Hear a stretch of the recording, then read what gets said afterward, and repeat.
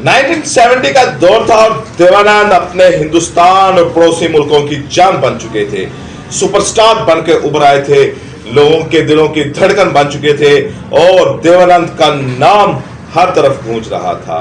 वो नेपाल में एक दफा गए, वहां की हुकूमत ने उनको अवार्ड के लिए बुलाया। बड़े बड़े बॉलीवुड के स्टार भी वहां पर मौजूद थे और दूसरे मुल्कों के भी एक्टर वहां पर मौजूद थे, क्योंकि पड़ोसी मुल्कों में भी देवानंद के नाम का डंका बज रहा था।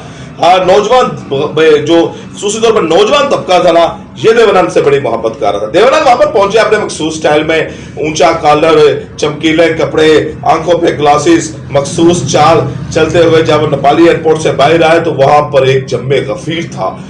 बड़ी तादाद में नौजवान लोग वहां पर मौजूद थे, भंगड़े डाल रहे थे, फकीदुल मिसाल इस्तकबाल किया, रोड ब्लॉक हो गए। इस तरह लग रहा था कि नेपाल का बादशाह आ रहा है। हर तरफ जिस होटल में देवानंद गए उस होटल के बड़ी लंबी कतारें लगी नौजवानों की, हर तरफ नौजवान नौजवान नजर आ रहा था और एक ही ख्वाहिश थी हर नौजवान की कि वो देवानंद की झलक देख ले, वो किस तरह देवानंद को देख ले। और देवानंद अपने चमकीले अंदाज में, भड़कीले अंदाज में, मखसूस अंदाज में, खूबसूरत हेयर स्टाइल में, चश्मा लगाया हुआ है, कपड़े पहने हुए है।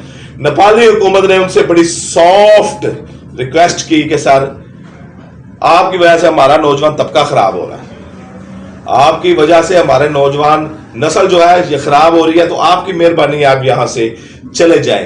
तो उस वक्त के बादशाह ने सरकारी तौर पर देवानंद को रिक्वेस्ट की कि भाई आप यहां से चले जाएं, आप तो हमारी नौजवान नस्ल को बिगाड़ रहे हैं।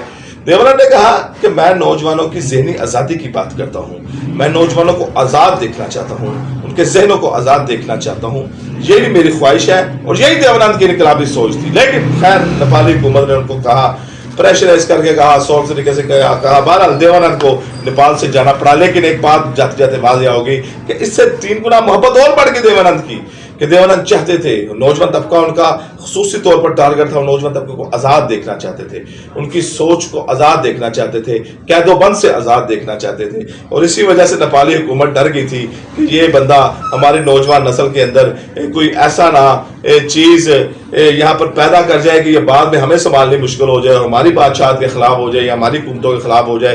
तो उन्होंने कहा, देवानंद साहब, हम यार हमारे इस मुल्क से निकले। तो ये देवानंद जी थे। आपसे मुलाकात अगली वीडियो में करता हूँ।